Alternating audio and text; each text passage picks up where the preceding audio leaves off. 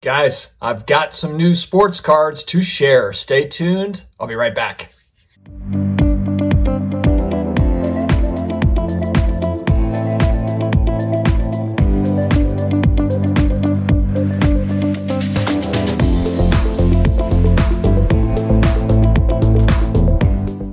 Hey, sports card collectors, investors, my collectibles friends. It's Wednesday. I thought I would switch it up, and instead of the normal blue, green hues, I'm going with Sith Lord red back here.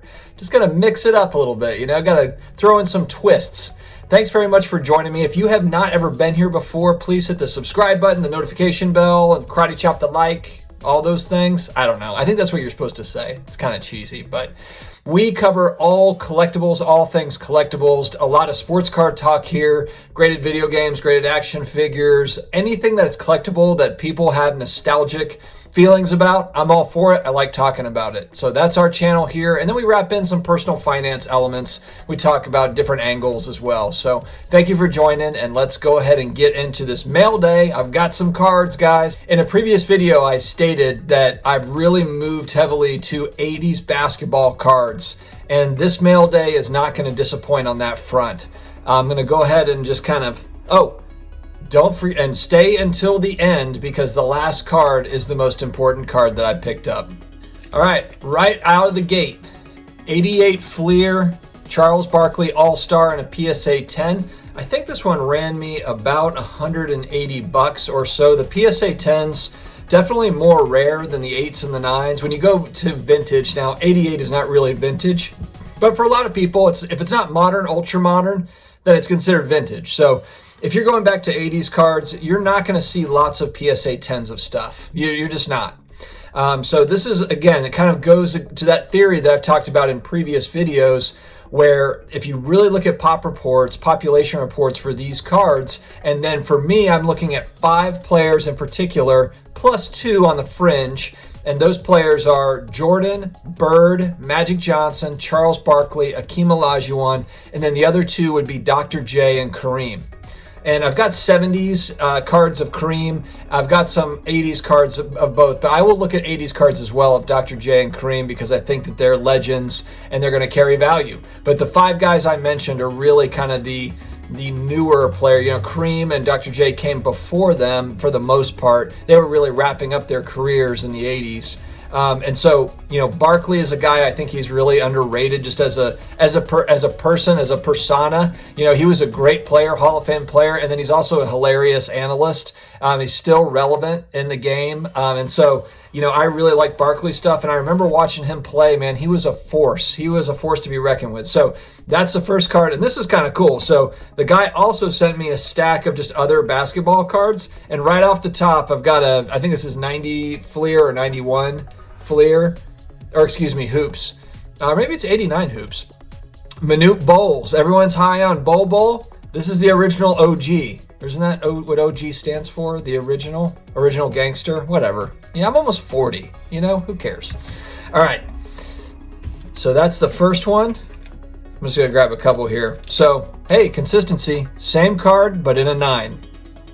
It's that 88 Fleer All-Star. And part of what got me looking at these two is that Jordan, and I showed this in a previous video, I picked up a bunch of the 88 All-Star Fleer Jordans in 8s and 9s back maybe 3 weeks ago, when they were really, I thought that they were priced really low. The 9s, I've got my 9s at about $350. The 9s are up to like $1,500 now. It's crazy, but I think that it has a lot to do with those 86 Fleer sales as they keep going up. When you see an 86 Fleer PSA 10 Jordan rookie going for $250,000, it gets people's attention. And then when they're looking and they see the price of 86 Fleer and they're like, oh, I can't afford that. Well, what's next? 87 Fleer, 88 Fleer. And that 88 Fleer All-Star is an iconic shot of him kind of going up for the tomahawk dunk. It's an unbelievable card. So check that out. If you guys haven't seen that card, I've been looking for it in all grades, to be honest.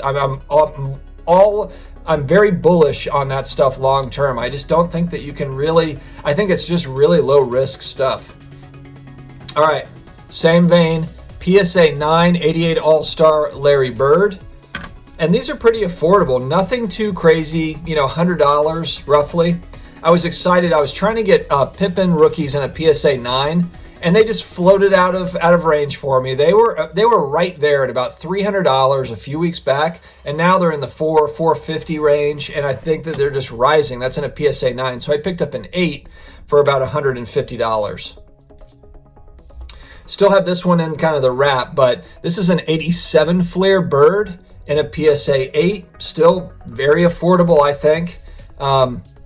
The 87 Fleer stickers, I'm not crazy about the design, I'll be honest. Even like the Jordan one, it's okay, but I'm not crazy about this design. But it's second year for a lot of guys. It's second year Barkley, it's second year Hakeem, it's second year Jordan. Obviously, it's not second year Bird, but Bird Magic stuff I think is going to carry value regardless of documentaries and things. I don't think we even need a documentary for that stuff. These guys are legends. These are the guys that came before Jordan, with Dr. J, and they kind of led the way. I just think that they are going to remain relevant for a long period of time. All right, just straight 88 Fleer Barkley and a PSA 9. And you're probably thinking like, it's a pretty common card. I mean, they printed a lot of these, but to get this in a 9 or a 10 is not easy to do.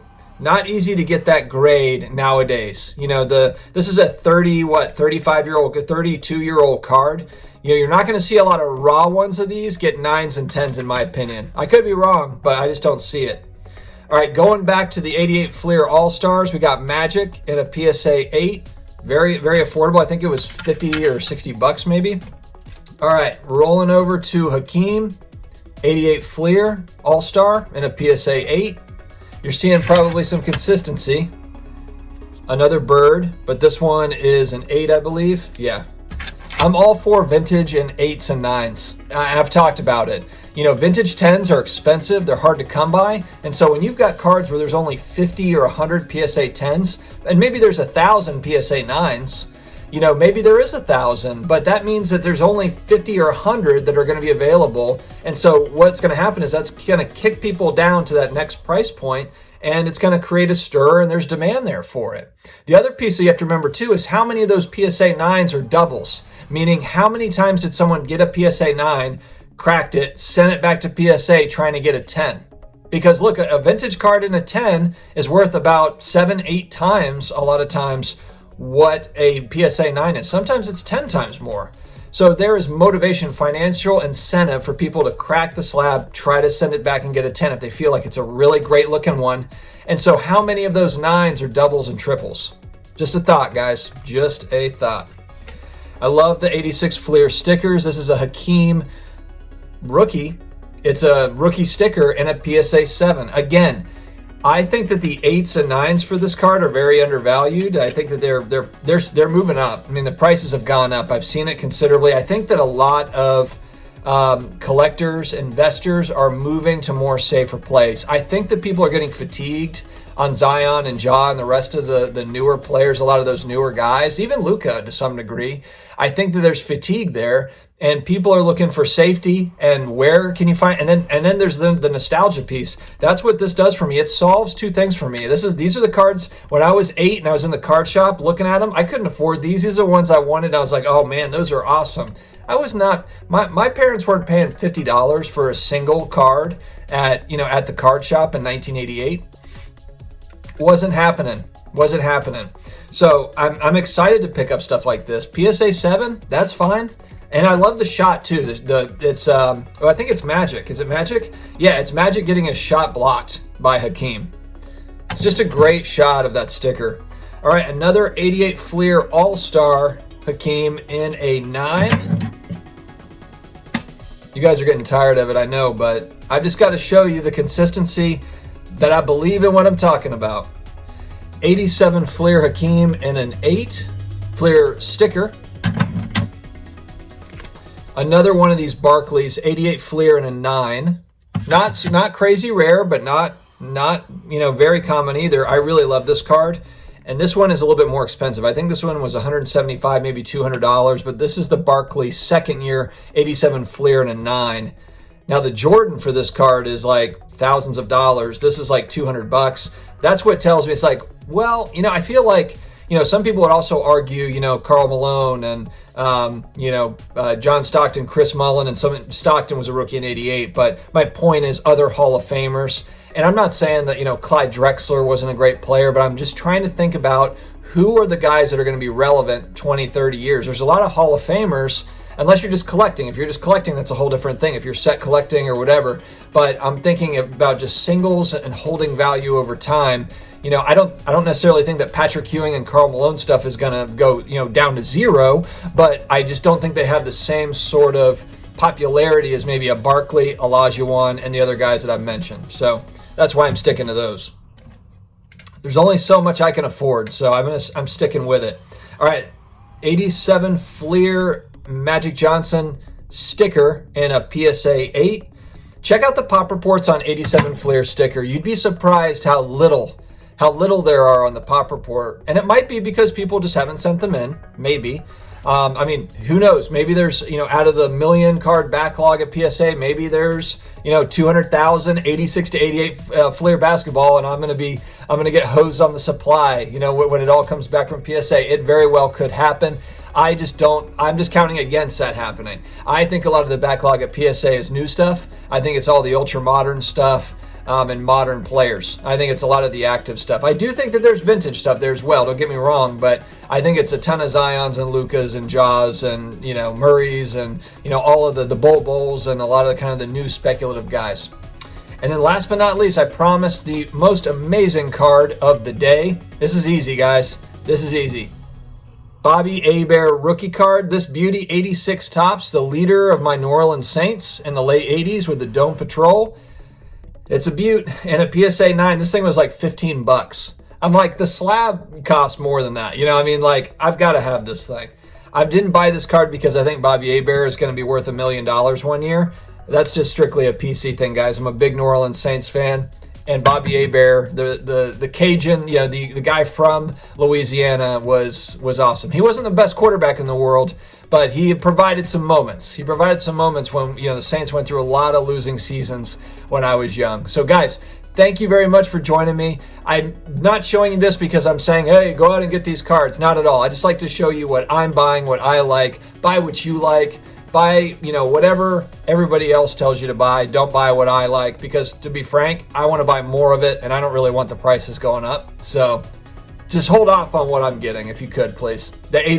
All the 80s basketball, just hold off on it. Thank you very much for joining. Y'all have a great day, and we will talk to you again soon.